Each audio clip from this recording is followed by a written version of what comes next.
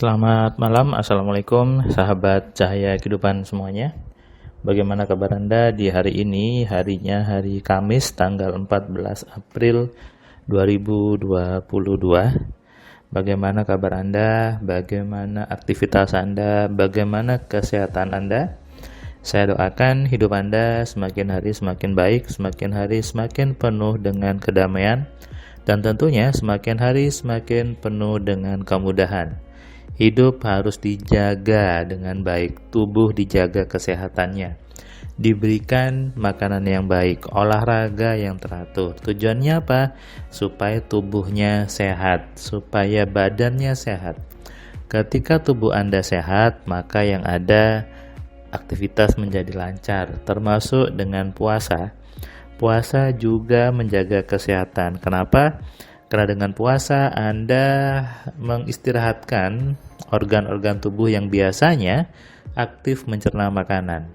Yang namanya capek aktif lambungnya, perutnya diistirahatkan sejenak. Sehingga itu membuat tubuh jadi lebih sehat, lebih nyaman, dan tentunya lebih baik. Selain tubuh, yang perlu dijaga kesehatannya adalah pikiran kita. Pikiran manusia dijaga kesehatannya dengan apa? Dengan memfilter, dengan menyaring informasi-informasi yang negatif, informasi yang buruk, informasi yang tidak nyaman, disaring supaya tidak masuk ke dalam pikiran kita. Kalau tidak disaring, maka sama saja pikiran Anda sama seperti tong sampah.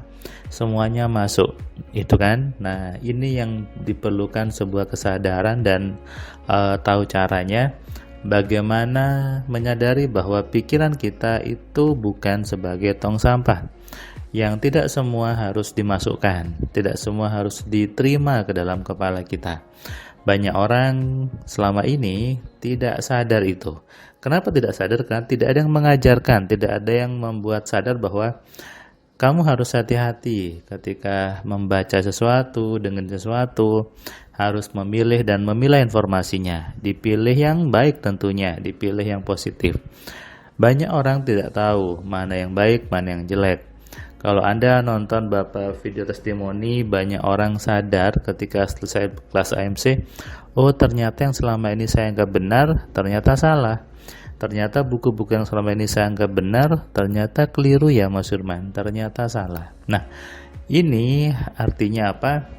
Banyak orang memang maaf gitu ya, tidak tahu kalau apa yang dulu dia pahami itu suatu yang salah. Sebetulnya sih mudah saja indikatornya. Kalau hidup Anda sekarang tidak nyaman, hidup Anda susah, ada banyak masalah, ini adalah efek dari pemahaman Anda yang dulu, efek dari ilmu Anda yang dulu. Kalau hidupnya sekarang tidak enak, hasil di hidup Anda saat ini tidak nyaman, maka yang salah bukan siapapun, bukan Tuhan. Yang salah adalah pemahaman atau ilmu yang sudah Anda terima sejak kecil. Di situ ada yang salah, tapi Anda tidak tahu mana yang salah. Nah, ini yang saya katakan, percuma saja kalau Anda baca buku motivasi, buku loa, buku pengembangan diri dan sebagainya. Kalau di dalam diri Anda masih banyak pemahaman, masih banyak program-program yang sebetulnya keliru, tapi Anda anggap benar. Apalagi Anda sibuk afirmasi. Afirmasi adalah mengulangi sebuah kata diulang-ulang ke dalam pikiran Anda. Kata itu masuk, tapi program yang salah di kepala Anda tidak berubah. So, ya selamanya berubah. Ini yang saya bilang, percuma berafirmasi berkali-kali.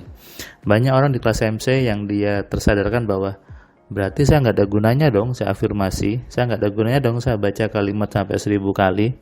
Saya bilang memang nggak ada gunanya. Kenapa? Karena yang harus dikerjakan adalah mengenali program di kepala Anda yang salah, mengubahnya, dan membiasakan. Itu saja, tidak perlu diulang-ulangi. Kalau Anda mengulangi sesuatu, omongannya, afirmasi diulang-ulang, tapi program yang salah masih tetap ada di dalam kepala Anda, maka selamanya hidup Anda tidak akan berubah. Kenapa? Anda nggak tahu kalau itu salah.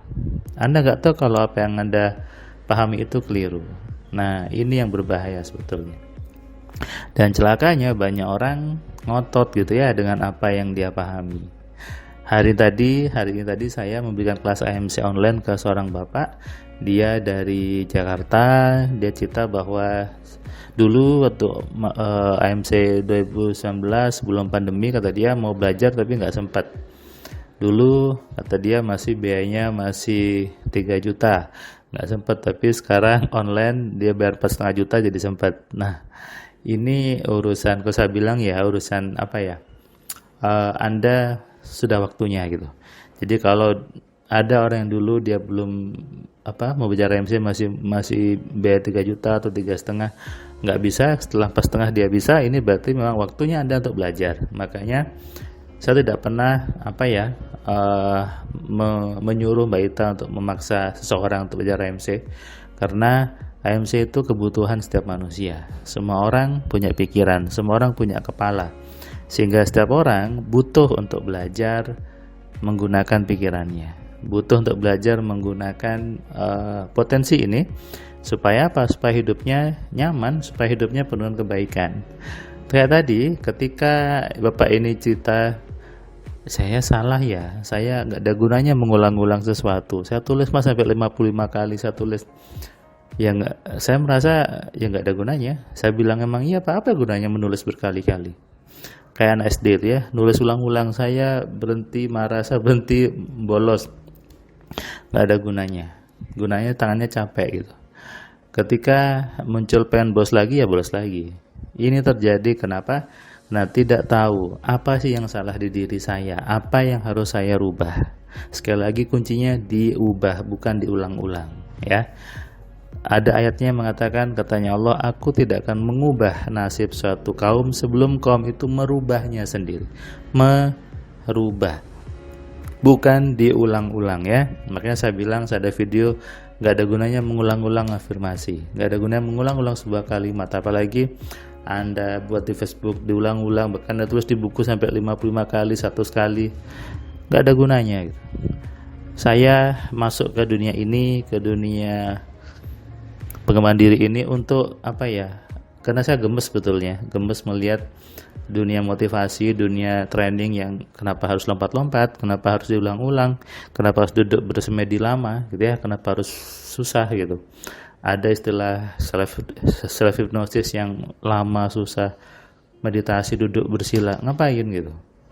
Bukan itu sebetulnya, esensinya bukan situ. Esensinya adalah bagaimana kita mengenali kerja pikiran. Kita tahu, oh program ini yang salah, harusnya tidak seperti ini, lalu dirubah, selesai, Anda terapkan di hidup Anda, beres. Nah, jadi mudah sebetulnya, tapi dibuat susah oleh segelintir orang. Kenapa dibuat susah?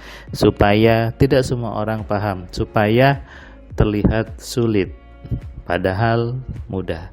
Ingat, Tuhan itu, Allah itu maha memberi kemudahan, sehingga tidak mungkin, mustahil ketika menggunakan pikiran itu sesuatu yang sulit. Menggunakan pikiran itu susah, itu hal yang mustahil. Menggunakan pikiran sesuatu yang mudah. Kenapa? Karena Tuhannya maha baik dan maha memudahkan.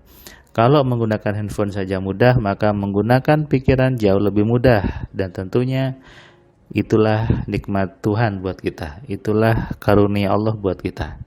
Dikasih perangkat, dikasih pikiran sebagai kuncinya kehidupan, dan cara makainya ternyata sangat gampang sekali. Ilmunya ada di AMC, metode untuk mengenali, mengontrol, dan memaksimalkan pikiran. Selamat malam, selamat istirahat, salam sehat, salam kaya, salam cerdas dari saya Firman Pratama. Assalamualaikum.